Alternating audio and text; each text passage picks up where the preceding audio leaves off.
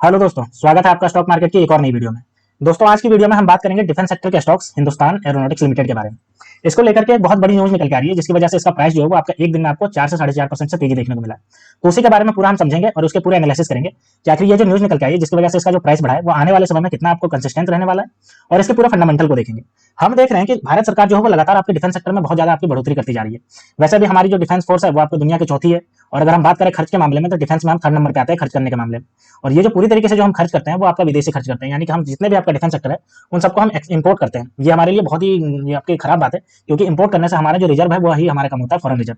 तो सरकार का पूरी तरीके से फोकस है कि जितने भी हम डिफेंस सेक्टर में जितने भी सामान को हम उपयोग करते हैं, चाहे मिसाइल्स हो गई, ड्रोन्स हो गए, और भी जितने भी डिफेंस इक्विपमेंट है, वो हमारी ही देश की कंपनियां बनाए और हमारे देश में उन सबका प्लांट लगे। जिसको लेकर के सरकार जो है वो डिफेंस सेक्टर के 75% के बजट को भी एलोकेट कर चुकी है कि वो आपको डिफेंस सेक्टर को देगी, जो कि आपकी देशी कंपनियां होगी।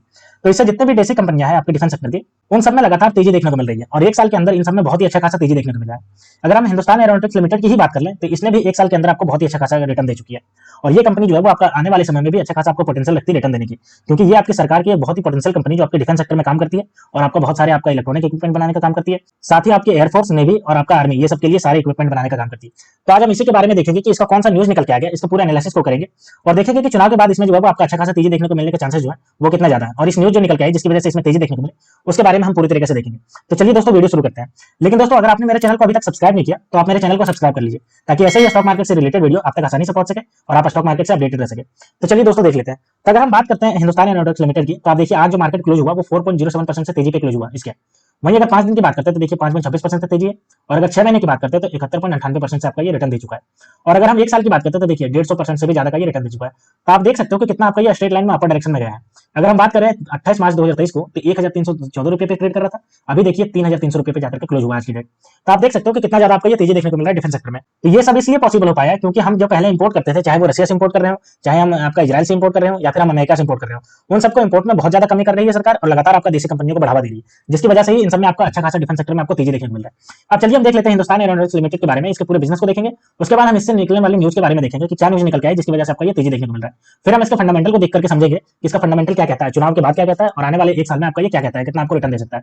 तो चलिए हम देख लेते हैं। तो इसके बिजनेस के बारे में बात करते हैं। तो देखिए, ये प्रोडक्ट का हम बात कर लेते हैं, कौन कौन सा प्रोडक्ट। तो आप देख सकते हो आपकी एयरक्राफ्ट बनाने का काम करती है, सिविल एविएशन में क्या काम करती है, हेलीकॉप्टर बनाने का काम करती है, स्पेस में भी आपका बनाने का काम करती है, सिस्टम बनाने का काम करती है, एसेसरीज भी बनाने का काम करती है, जितने भी आपका एयरप्लेन में लगते हैं उन सबका, और एमआरओ बनाने का ये काम करती है। तो आप देख सकते हो कि इसके प्लांट में आपका जितना भी प्रोडक्ट है उन सबका बनाने का काम करती है, खास करके आपका एयरफोर्स के मामले में।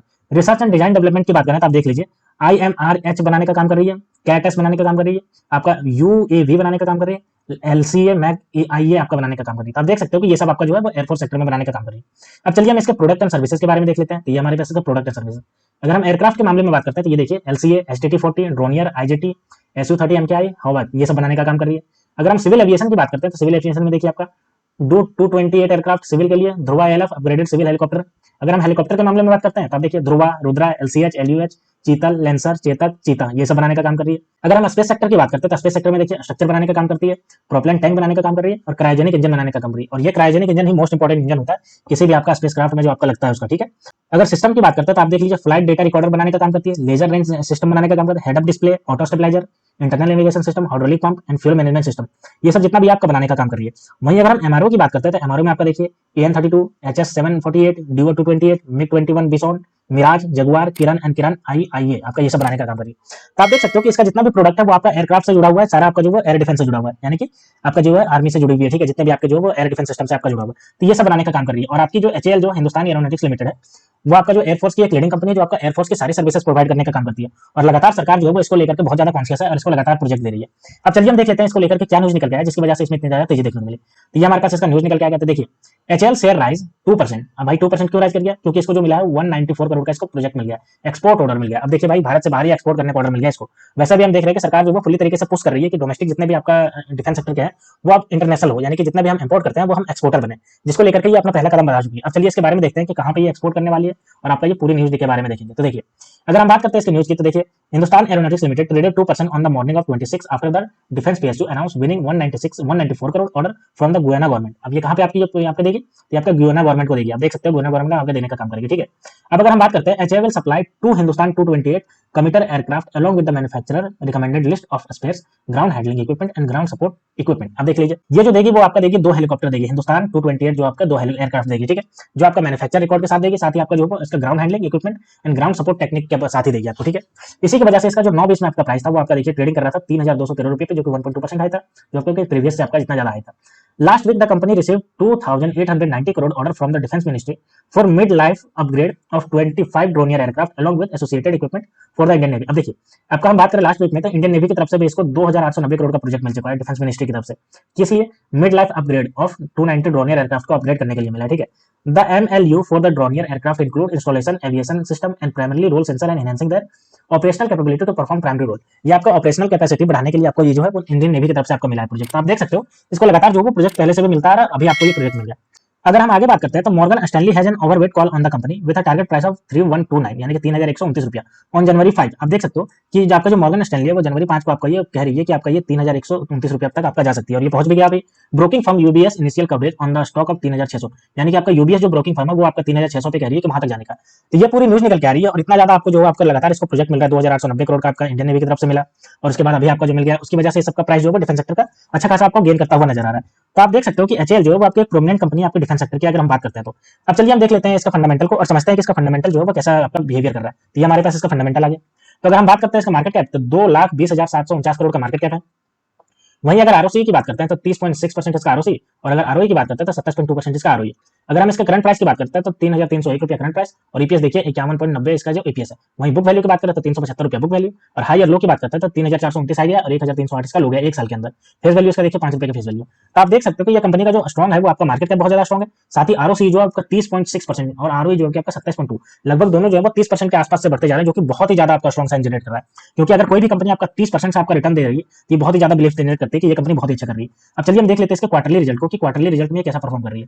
तो आप देख सकते हो इसका सेल्स की बात करते हैं तो सेल्स इसका लगातार जो है वो बढ़ते ही जा रहा है, और अगर हम बात करते हैं 2022 में तो 11,558 करोड़ का एकदम रिकॉर्ड हाई था, आप देख सकते हो।